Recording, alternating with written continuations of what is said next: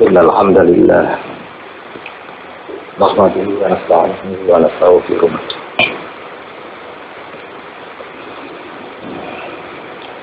ونعوذ به من شرور أنفسنا وسيئات أعمالنا من يهده الله فلا مضل له ومن يضلل فلا هادي له أشهد أن لا إله إلا الله وأشهد أن سيدنا محمدا عبده ورسوله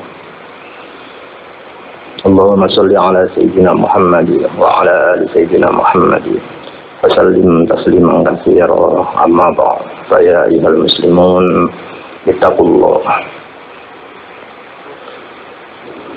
الله تعالى ما استطعتم وقد فاز المتقون أعوذ بالله من الشيطان الرجيم وإذا قالت أمة منهم لما تعظون قوما الله مهلكهم أو معذبهم عذابا شديدا قالوا معذرة إلى ربكم ولعلهم يتقون صدق الله العظيم.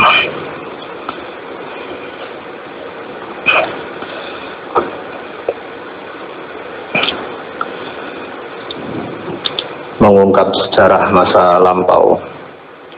Dalam khutbah-khutbah terdahulu kita bicara serial Al-Barakat fil Quranil Karim pada Nabiullah Musa alaihi salatu wassalam. Kali ini yang ke-17 ini menyorot tentang tanggung jawab seorang agamawan yang harus memberi nasihat kepada umat bahwa ayat sebelumnya berkisah tentang sebuah desa Al-Qaryah allati kanat hadiratal bahr, yaitu penduduk desa Ailah yang melanggar ibadah sabtuan pada zaman Nabi Musa. Kemudian karena keterlaluannya melanggar dan berbuat durhaka, mereka dikutuk menjadi monyet dan akhirnya binasa. Yang menarik dari itu adalah ada 3 kelompok di dalam penduduk Ailah itu. Pertama, orang yang solih dan berikhtiar mensolihkan orang lain, membaikkan orang lain, aktif memberi bimbingan, aktif memberi nasihat. Kelompok kedua, orang yang solih, yang biasa, yang bagus, tapi diam, tidak aktif memberikan penerangan, penyuluhan terhadap masyarakat, sehingga kebagusannya itu dipakai sendiri.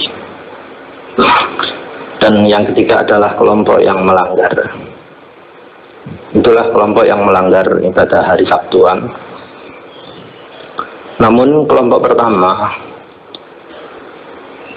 aktif memberi nasihat agar jangan melanggar, padahal sudah tahu bahwa kutukan Tuhan, bencana akan datang. Ayat ini menceritakan kelompok kedua, orang yang bagus tapi cuek, bertanya kepada orang yang solih dan peduli, lima ta'izuna qauma, untuk apa kalian payah-payah ngandani, ngoyo-ngoyo, memberi pengertian, memberi nasihat, memberi pengajian, padahal kalian tahu bahwa kaum itu melanggar dan pasti akan ditindak sendiri, dibinasakan oleh Tuhan. Jawaban kelompok pertama adalah ma'ziratan ila rabbikum, bahwa kami mempunyai tanggung jawab agama,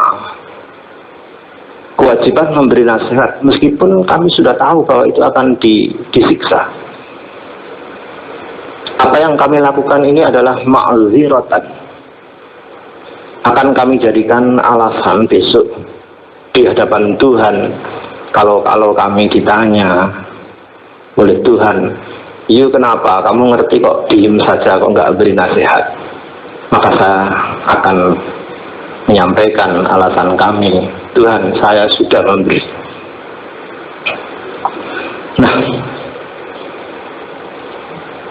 lalu disinilah mufassirin kemudian mempermasalahkan ketika itu azab yang dibebankan, yang ditimpakan kepada orang-orang terdahulu itu pilih-pilih, pinter.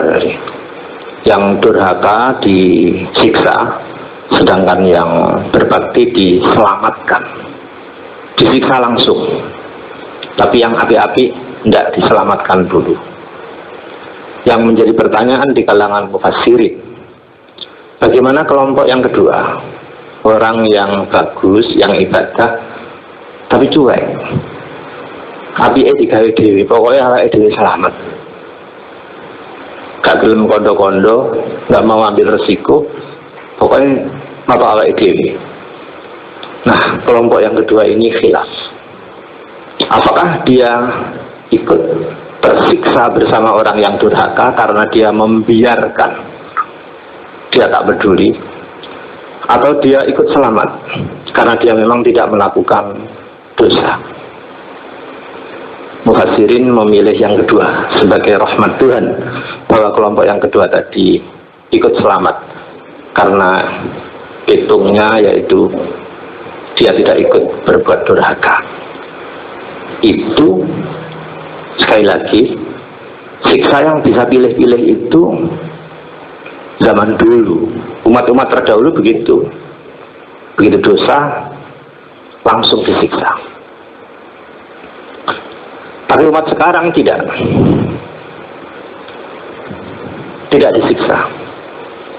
disiksa langsung, tetapi Allah memberitahu bahwa kalau ada sebuah bencana,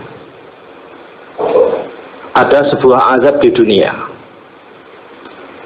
itu pasti di tempat itu penduduknya berbuat zalim, berbuat maksiat. Sehingga sekalipun di dalam penduduk itu ada orang yang solih, tapi jika menurut pandangan Allah, kesolehan orang itu tidak cukup signifikan sebagai pembela penduduk-penduduk yang durhaka. Dan menurut perhitungan Tuhan, penduduk itu layak diberi pelajaran setelah dinasehati, setelah diberi sindiran, supaya nggak mempan. Maka dengan kebijakannya Tuhan mengirim bencana, sehingga ditegaskan di dalam ayat Al-Quran, "Wa ma kunna muhlikil qura illa wa ahluha zalimun." Tidak pernah Tuhan itu mengirim bencana terhadap suatu kaum kecuali kaum itu sendiri yang memang berdosa, berbuat zalim. Itu pasti. Ada kiai, meskipun ada kiai, tapi kiai itu menurut perhitungan Tuhan tidak signifikan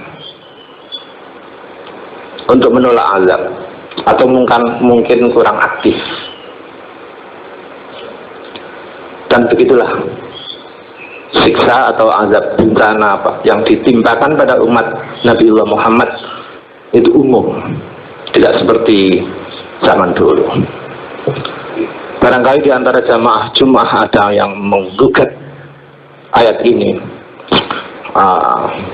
kalau ada hubungannya antara bencana dengan dosa atau kezaliman, kenapa di Jakarta itu lebih lebih berdosa, di Las Vegas perjudian lebih hebat, di Bali malah nemen, kenapa kok aman-aman saja? Jika pertanyaan itu dimajukan, maka jawabannya harus dengan ayat juga. Allah hanya berfirman, Setiap kali Allah mengirim bencana, itu pasti bukan karena Allah zalim, tapi mereka, manusia itu sendiri yang berbuat dosa, zalim, dan tidak bisa dibalik. Tidak berarti orang yang berbuat dosa, yang berbuat zalim itu pasti diazab, diberi bencana. Tapi kalau setiap Tuhan mengirim bencana, pasti di situ ada kezaliman. Tapi tidak bisa dibalik. Kalau situ ada kezaliman, belum tentu Tuhan menindak dengan bencana. Menindak dan tidak menindak itu murni kewenangan Allah Subhanahu wa ta'ala. Karenanya, kalau tidak percaya, coba tinjau secara agamis, murni agama. Jangan tinjau dari perspektif sosiologis atau apa. Di mana ada bencana, pasti di situ, di sekitar situ pasti ada kezaliman yang sangat menyakitkan perasaan Tuhan. Siapapun tahu bahwa tsunami di Aceh seperti itu. Siapapun tahu di sana, di sana. Apakah tidak mungkin bahwa di lereng Gunung Merapi itu terlalu banyak kesyirikan? Ada ritual-ritual Nyi Roro Kidul, juru kunci yang lagi-lagi menggunakan mistis lagi. Kenapa kita tidak bicara tentang itu? Kenapa orang-orang keraton sendiri tidak pernah merasa bahwa sangat mungkin kemurkaan Tuhan itu karena terlalu memanjakan, terlalu sesajen terhadap gunung itu, sehingga Merapi menjadi gunung yang teraktif di dunia? Kenapa tidak berpikir begitu?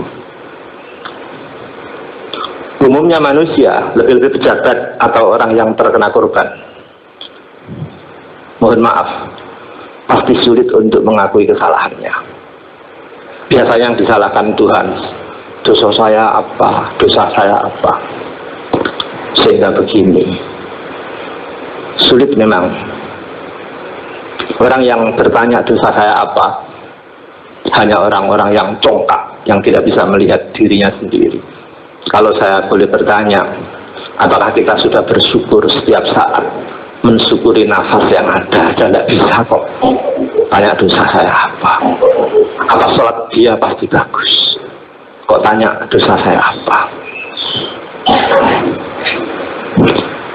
Saya sadar, sangat sadar bahwa materi Al-Quran seperti ini kurang etis disampaikan saat saudara-saudara kita terkena bencana. Saya sadar. Tetapi kalau ayat ini tidak diungkap, maka seolah-olah kita membiarkan, maka seolah-olah kita ini tidak tahu apa kesalahan kita. Karena itu kita mengambil hikmah yang terbagus. Mbah Marijan telah mati. Innalillahi wa inna ilaihi raji'un. Sebagai muslim, saya mengucapkan Allah maghfir lahu. Tapi sebagai seorang yang berpikir tentang religiusitas, tentang keimanan, maka kematian beliau Mbah Marijan itu jauh lebih bagus daripada selamatnya. Bisa dibayangkan kalau semua orang yang di sekitarnya, penduduk sekitarnya yang sudah mengkultuskan beliau karena dulu benar ramalannya tahun 2006, lalu banyak yang mendewakan, banyak yang mengkultuskan, banyak yang mengikuti, semuanya pada mati semua, lalu Mbah Marijan hidup sendiri. Bisa-bisa dia akan dipuji-puji, disembah, dan semakin rosoh. Wong dulu itu hanya kebetulan saja, itu dianggap sebuah kesaktian yang hakiki. Apalagi sekarang, andaikan teman-temannya mati semua, beliau hidup. Maka saya hanya mengambil pelajaran. Saya sangat apresiatif terhadap kebijakan Tuhan yang mewafatkan Mbah Marijan. Andaikan beliau hidup, sangat mungkin terjadi pengkultuskan, bahkan penyembahan itu akan lebih hebat kepada beliau, dan sangat mungkin lebih buruk akibatnya bagi beliau sendiri yang rumongso waskito, rumongso begitu.